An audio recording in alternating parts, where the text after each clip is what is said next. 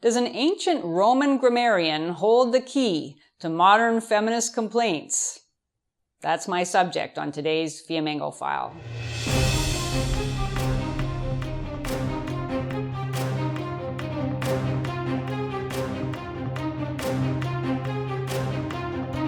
I'm Janice Fiamengo of the University of Ottawa. Poor me feminism. It seems never to abate, deluging us in a tsunami of advertisements, hashtags, government reports, articles, and celebrity stunts cheering on women for waging war against the innumerable sexist barriers, anti-female bias, and omnipresent misogyny that purportedly confronts women in our culture. Yet, when one looks into feminist accounts of systemic discrimination and rampant gynophobia, it's more and more difficult to find any legitimate source of outrage. The expressions of self-pitying, anti-male resentment without any perceptible basis in reality, and the deep respect with which these are received in our society, to such an extent that a hush seems to fall over a room whenever a woman stands up to tell her story of suffering. Well, these have become so remarkable over the past year in particular that I believe the phenomenon deserves its own linguistic designation, and I'm going to offer one at the end of this monologue if you'll bear with me while I look at a few examples. 3, to be exact. The first one, rape culture. Every fall, a chorus of voices denounces the supposedly normalized sexual violence that makes university campuses so unsafe for women, even though the rate of rape and sexual assault for university-age women sits at 0.6%, according to the reputable National Crime Victimization Survey. This past September, there was an article about rape culture at the University of Pennsylvania with the Huffington Post reporting that a, quote, gross, unquote, email had been sent to some first-year female students from an off-campus and unofficial fraternity inviting them to a frat party. Horrors. Some women then plastered the email all over campus with the words, "This is what rape culture looks like." Feminist activist Amanda Silberling was the leader of the campaign, and she wanted freshman girls to know, quote, they don't have to give in to the culture they're thrown into, end quote. And university officials predictably fell all over themselves applauding Silberling's feminist defiance and denouncing the offensive email. A university official asserted that, quote, sexual harassment and sexual assault will not be tolerated on campus.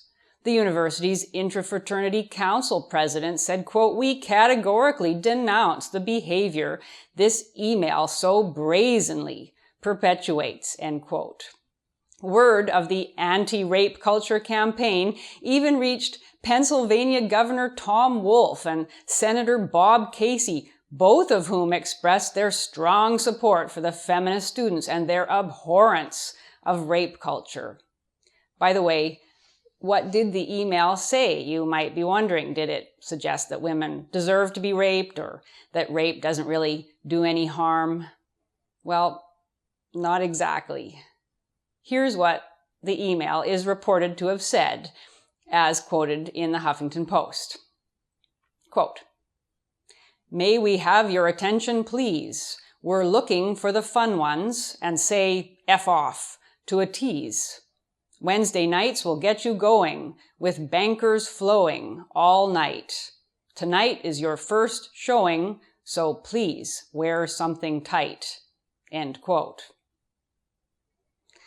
Well, at first I thought perhaps the Huffington Post had switched in the wrong email, one intended for the arts and culture page to represent perhaps the unfortunate effects of metrical irregularities in attempts at poetic verse, but luckily for benighted individuals like me, the Huffington Post author explained the egregious harm of that email, saying, quote, this sort of language is extremely damaging. It encourages the idea that women are objects for the taking and that their bodies are purely for others' consumption. These attitudes are particularly dangerous on college campuses where sexual assault is a major issue, end quote. That's a word-perfect summation of the standard feminist position on rape culture and standard feminist exaggeration of the prevalence of rape on university campuses, but the email doesn't express the idea that women are objects for the taking. It merely tells college girls what they probably already know, that college boys like it when they wear tight outfits and don't like girls who tease, and that some girls are easy, they're bankers, and others aren't. Yeah, it's crude in a Happy Days sort of way, and the fact that such a tame and entirely non-threatening bit of verse doggerel would inspire such Olympic-sized hyperventilating outrage shows us that American college campuses are the exact opposite of rape cultures. They are places where even the slightest hint of male sexual bravado is thunderously denounced by everybody breathing. If this is the worst that feminist students could find, they don't have anything legitimate to complain about. So that's Exhibit A. The second example, women in STEM.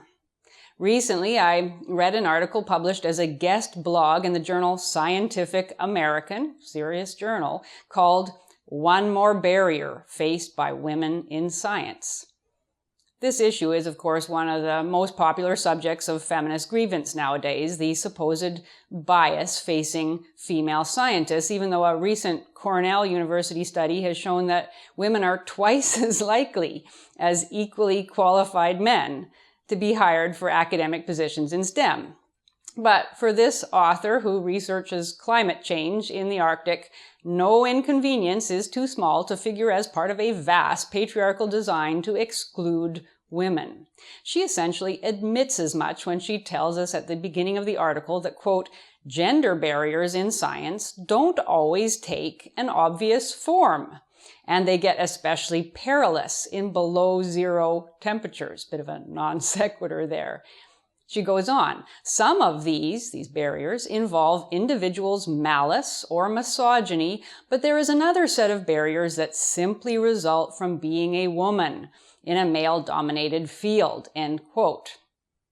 In this case, the barrier relates to the difficulty of peeing in the Arctic research field without conventional toilets.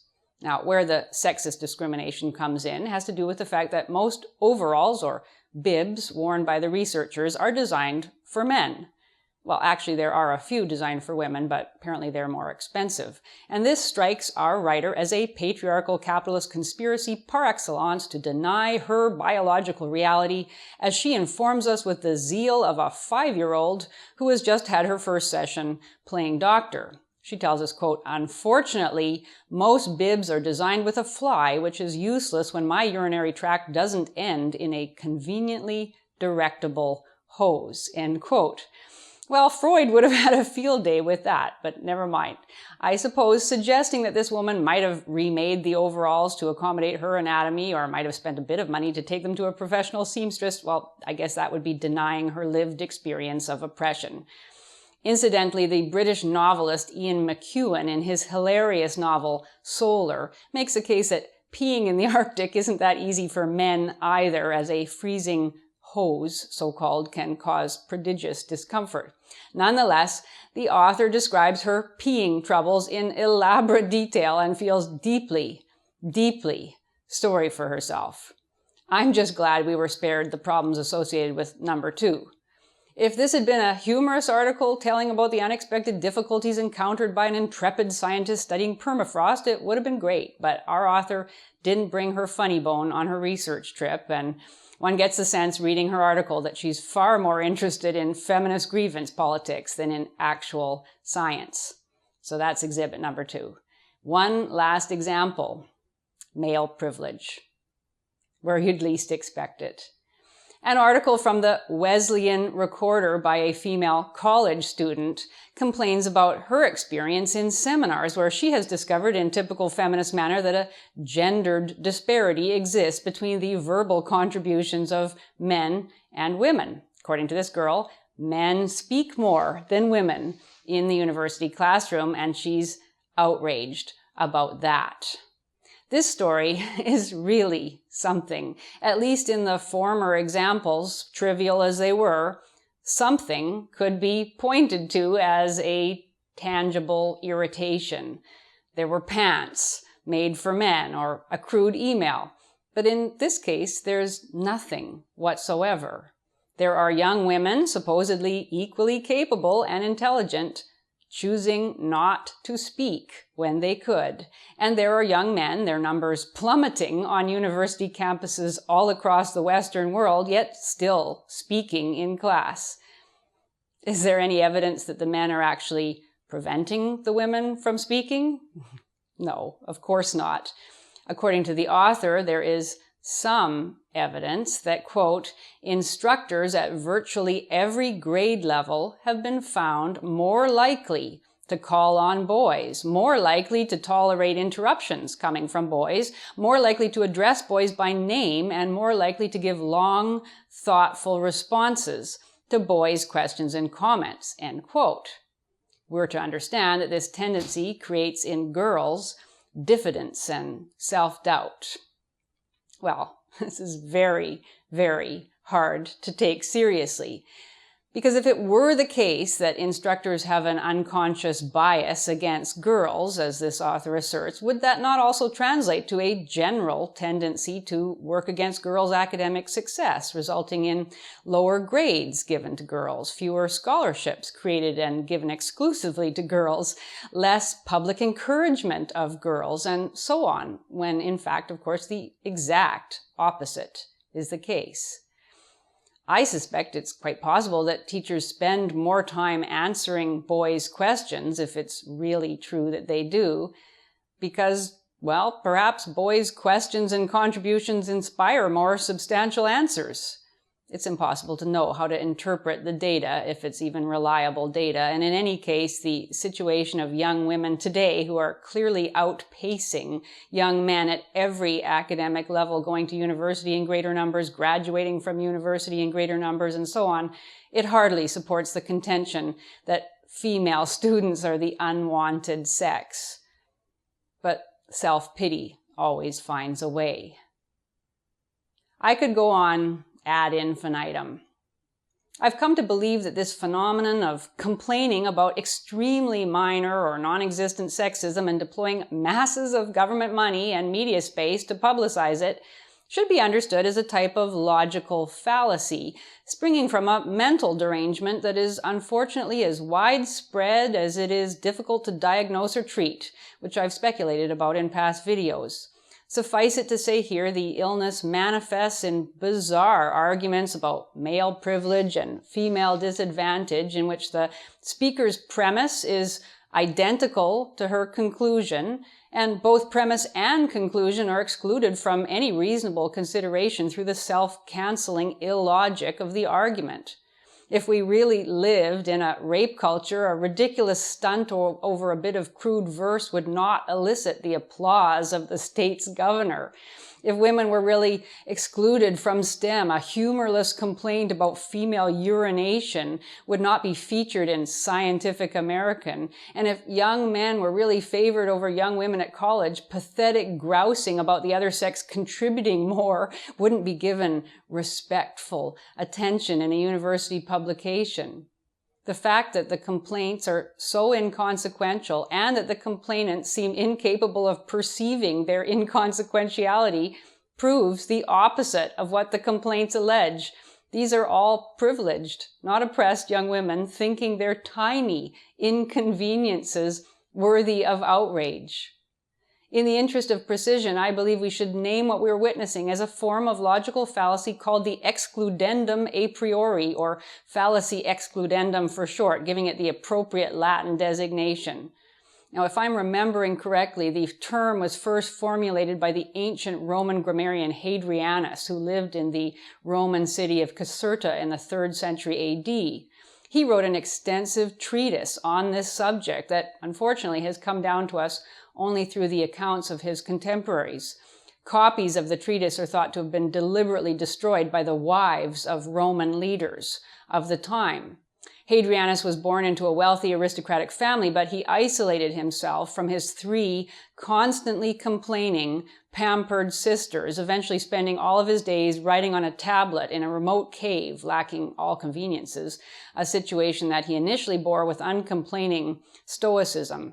Unfortunately, it is also believed that he himself went mad, attempting to document the particular expression of madness he had discovered in his sisters. He is said to have ended his days alternating between periods of deep silence, bouts of raucous laughter, heartrending groans, and imprecations so vehement and coarse that they were said to echo down into the nearby town and send people running for cover. So I recommend that when you encounter someone practicing poor me feminism, complaining bitterly about minor or non-existent sexism, call that person out on the excludendum fallacy. But then leave it at that. Don't engage too extensively, lest you end up like poor Hadrianus. Thank you for watching. If you enjoyed this video, please support us on Patreon. If even half of our subscribers gave us $1 per month, we'd be well on our way to creating more and better content. And don't forget to subscribe to us on Studio Brûlé.